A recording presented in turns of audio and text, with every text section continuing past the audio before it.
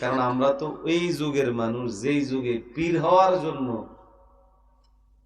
হওয়ার জন্য কোনো কোয়ালিটি লাগে না, শুধু দাবি করলেই হলো পীর। আরো আসতে কয় আমাদের কুমিল্লার বরুড়া এক পীর, এটার নাম হলো বিরি বাবা।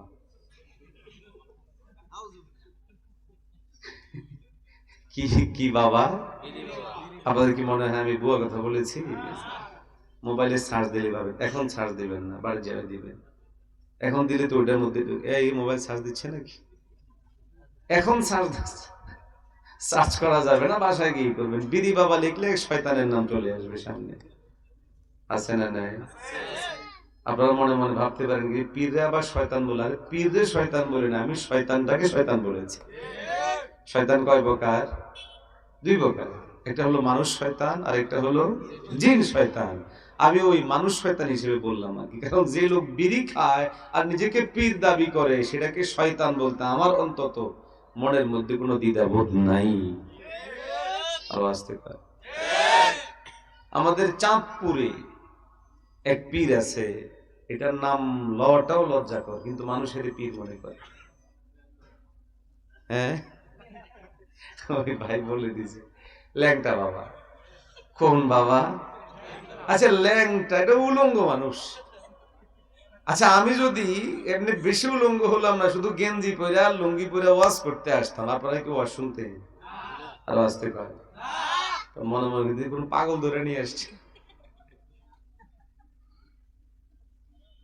পুরোপুরি পাগল না বললেও হাফ পাগল বলার সম্ভাবনা আছে না নাই? হাফ পাগল না হলে ওয়াজ করতে আসছে এই গেঞ্জি আর লুঙ্গি পরে আসে। আরো শীতের সময় আমি মাঝে মধ্যে চিন্তা করি, যেটাকে মানুষ এই ল্যাংটা পীর বলে, ল্যাংটা বাবা বলে, ওইটা শীতকালে কি করতো? যদি শীতকালেও এই অবস্থায় থাকতো তাহলে তো বহু জটিল ব্যাপার। মানুষের রুচি, মানুষের চিন্তা কত নিচে। সত্য মিথ্যা আল্লাহ মালুম। নানুপুর মাদ্রাসার পাশে এক পীর, এটার নাম হইল কোরবান আলী সাহেব মাজার। নামটা সুন্দর না? মনে হচ্ছে নাম কোরবান আলী, কিন্তু ব্যাপারটা এরকম না। এক পাগলা, এই যে শুরু হয়েছে ঠুসঠাস, দেখছেন? এক পাগলা নাকি ছিল, ওই পাগল ঘুরে বেড়াতো এলাকায়। এখন সে এক গাছতলায় মারা গেছে। এখন ওইদিকে ব্যাপক মাজারের প্রবণতা। এখন তার নাম কি রাখবে মাজারের? অনেক চিন্তা করে দেখলো তার নাম তো জানা নাই, পাগল মানুষ নাম জানা থাকবে কেমনে?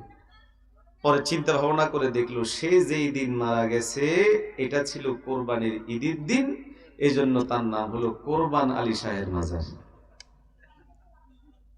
এরকম বহু মাজার বাংলাদেশে আছে না নাই? সত্য মিথ্যা জানি না, এক মাজারের নাম নাকি হাওয়াসার মাজার। কোন শাহ? হাওয়াসা। সত্য মিথ্যা জানি না, কিন্তু বিরি বাবারটা জানি, কোরবান আলীরটাও জানি, কিন্তু এটা সত্য মিথ্যা জানি নাকি কেউ বানাইছে জানি না। সেটা হলো এক ভদ্রলোক নাকি বাজার থেকে আসার পথে পেটে চাপ দিছে, সে রাস্তার মধ্যেই পায়খানা করে দিচ্ছে। এখন পরে তরকারিওয়ালা বাজার থেকে যাওয়ার পথে চিন্তা করলো এই ময়লা যে রাস্তায় করলো, মানুষজন পা দিলে পা নষ্ট হতে পারে, তো সে কিছু তরকারি এটাকে রেখে ঢাকনা দিয়ে গেছে। তো মাছওয়ালা পিছন দিয়ে আসার সময় মাছওয়ালা নাকি চিন্তা করলো তরকারি যেহেতু দিছে ব্যাপার কিছু আছে, আমি কটা মাছ দিয়ে গেলাম।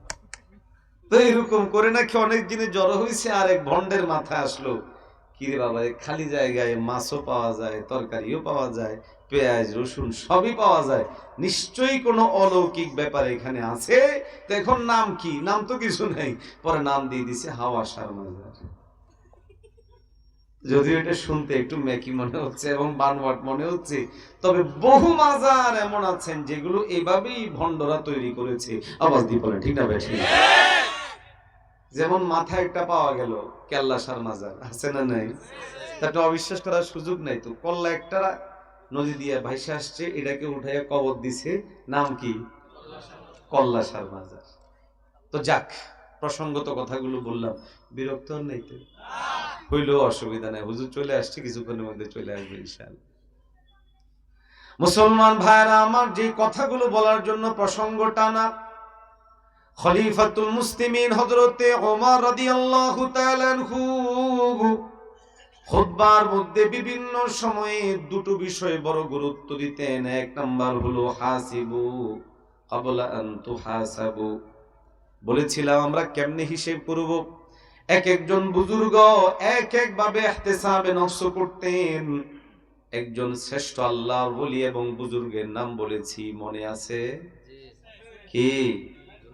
জুনাইদ বাগদাদী রহমতুল্লাহ। জুনাইদ বাগদাদী রহমতুল্লাহ আলাইহি আল্লাহ ওয়ালা ছিলেন, জগৎ বিখ্যাত আল্লাহর ওলি, পৃথিবী জুড়ে যার এখনো পর্যন্ত সুনাম সুখ্যাতি ছড়িয়ে আছে। ও মুসলমান, জুনাইদ বাগদাদী রহমতুল্লাহ আলাইহিকে লোকেরা গিয়ে জিজ্ঞাসা করলো কেমনে আল্লাহর ওলি হলেন। প্রতি উত্তরে তিনি বললেন 30 বছরের মেহনত। লোকেরা জানতে চাইলো আমাদেরকে একটু খুলে বলেন 30 বছর আপনি কি করেছেন, কিভাবে করেছেন, যেন আমরাও সেভাবে করতে পারি।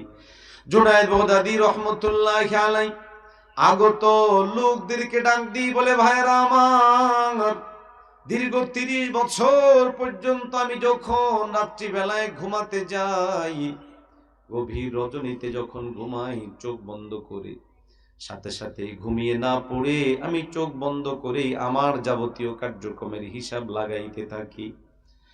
আমি চোখ বন্ধ করে হিসেব করি আর আমার মাওলাকে চিন্তা করি, আমার আল্লাহ আমাকে ঘুম থেকে উঠা নিয়ে আবার ঘুমানো পর্যন্ত এই সময় জুড়ে কি কি কাজ করতে বলেছেন, কি কি আদেশ করেছেন।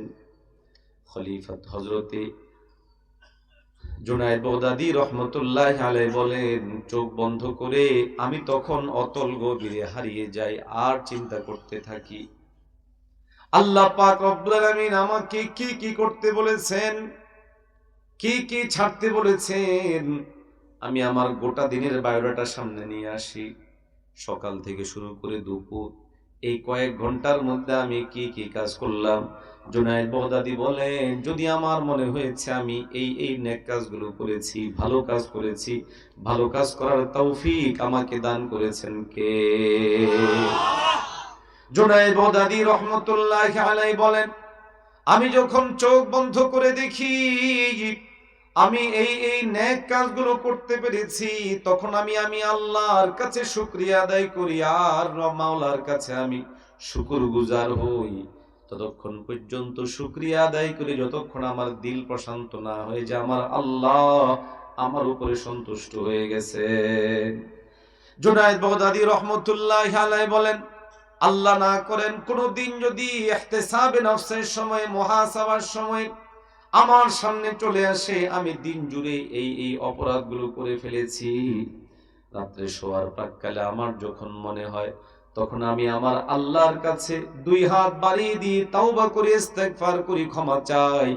যতক্ষণ না আমার দিল সাক্ষ্য দেয় আমার আল্লাহ আমাকে ক্ষমা করেছেন, ততক্ষণ পর্যন্ত আমি আমার আল্লাহর কাছে কান্নাকাটি করতে থাকি।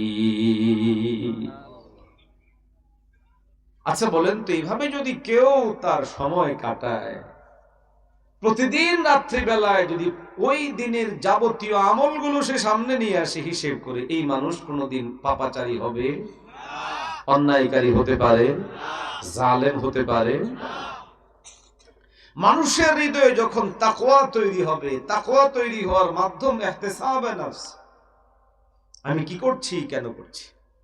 আপনি যখন পাপকে পাপ মনে করবেন, আমাদের দেশে অনেক দুর্ভাগারা আছে যারা পাপকে পাপ মনে করে না। বিশেষ করে আমাদের সমাজে যারা সুদখোর আছে। কোন খোর? একটু আসতে বললাম আর কি। এই সমাজে আছে সুদখোর? সুবহানাল্লাহ। সুদখোর যারা সুদ খায় এরা এই পাপটাকে পাপ মনে করে। আর এর পিছনে বড় দায়ী হলো আমাদের রাষ্ট্রীয় ব্যবস্থাপনা। কেন? কারণ রাষ্ট্রীয়ভাবে সুদটা অবৈধ। অবৈধ না বৈধ? দেখছি অবৈধ করতে করতে আমার মুখ দিয়ে অবৈধ বের হচ্ছিল, কিন্তু রাষ্ট্রীয়ভাবে আমাদের আসলে সুদ বৈধ না অবৈধ? বৈধ, অবৈধ না, বৈধ। রাষ্ট্রীয়ভাবে সুদ বৈধতার কারণে সামাজিকভাবে যারা সুদখোর এরা মনেই করে না যে কোনো পাপ করি। অথচ সুদ কি ছোট পাপ না বড় পাপ? আরো আস্তে কার, জোরে বলেন না। এই পাপের তো অনেক গুনাহের কথা আছে। কোরআনুল কারীমে বর্ণিত মোটা দাগে এই পাপের একটা প্রায়শ্চিত্ত হলো, আল্লাহ বলেন তোমাদের মধ্যে যারা সুদখোর, সুদী লেনদেন করো, তারা আল্লাহ এবং তার রাসূলের বিরুদ্ধে যুদ্ধে লিপ্ত আছে। যদি বলে ঠিক না ঠিক? আল্লাহর সাথে যুদ্ধ করে কে কোনোদিন টিকতে পারে? টিকতে পারবে? এজন্য আমাদের অর্থনৈতিক অবস্থা ভালো হয় না, হওয়ার সম্ভাবনাও নাই। কারণ আল্লাহর সাথে যুদ্ধরত বান্দারা কোনোদিন ভালো করবে এটা হতে পারে আওয়াজ দিয়ে বলেন না, পারে? তো মানুষ যখন পাপকে পাপ মনে করে আর আমি কি করছি কেন করছি হিসেব লাগায়, তখন সে জালেম হয় না। পৃথিবীতে মানুষ জালিম হয়ে ওঠে, পাপিষ্ঠ হয়ে ওঠে, অপরাধী হয়ে ওঠে মৌলিকভাবে যে কয়েকটা জিনিসকে পেলে। এর মধ্যে অন্যতম হলো ক্ষমতা, দ্বিতীয় নাম্বার হলো সম্পদ। এজন্য দেখবেন পৃথিবীতে যত পাপিষ্ঠ বড় বড় প্রসিদ্ধ আছে, এর মধ্যে ক্ষমতাধরদের সিরিয়াল 1 নম্বরে। কয় নম্বরে? আরো আসতে বলেন, কয় নম্বরে? কারণ ক্ষমতার পাওয়ার এটা এত মজবুত। ধরেন আমি যদি কালকে এমপি হয়ে যাই, আলাদা একটা ভাব তৈরি হবে না? থানার ওসি ফোন দিবে, স্যার এলাকার বড় বড় ভাবসা বলারা আইসা হাজির হবে, ভাই স্যার, ও স্যার এটা করেন সেটা করেন, বিভিন্ন একটা ভাবসা। কি বলেন ঠিক না? দেখেন না আমাদের আল্লাহ আলম সত্য মিথ্যা জানি না, বিগত সময়ে যে সমস্ত পাওয়ার ওয়ালাদের পাওয়ার আমরা দেখেছি, এক একজনের ভাবসা ভারী বাবারে বাবা। কি বলেন? কঠিন অবস্থা, জটিল অবস্থা। তারা বিভিন্ন ভাবে বিভিন্ন সময়ে আমাদের অনেক লোকদেরকে ক্ষতিগ্রস্ত করেছে। তো পৃথিবীতে ক্ষমতাবান হওয়া এটা মানুষ জালেম হওয়ার অন্যতম একটা মাধ্যম। ফেরাউন, অমুক তমুক অনেকের নাম আপনি বলতে পারবেন, যাদেরকে ভ্রষ্ট করেছে, পথচ্যুত করেছে তাদের এই ক্ষমতার মোহ এবং ক্ষমতা প্রাপ্তির পর চেয়ারের বলের কারণে ওরা ভাবতো আমি মনে হয় আর জিন্দেগিতে কোনোদিন মারা যাব না, কিচ্ছু আমার হবে না। এই জন্য দুনিয়ার সব জুলুম তারা করতো। আওয়াজ দিয়ে বলে ঠিক না বেঠিক? কিন্তু ভাইয়েরা আমার, যখন কারো হৃদয়ের মধ্যে আল্লাহর ভয় ঢুকে যাবে, যখন কেউ নিয়মিত ইহতিসাবে নফস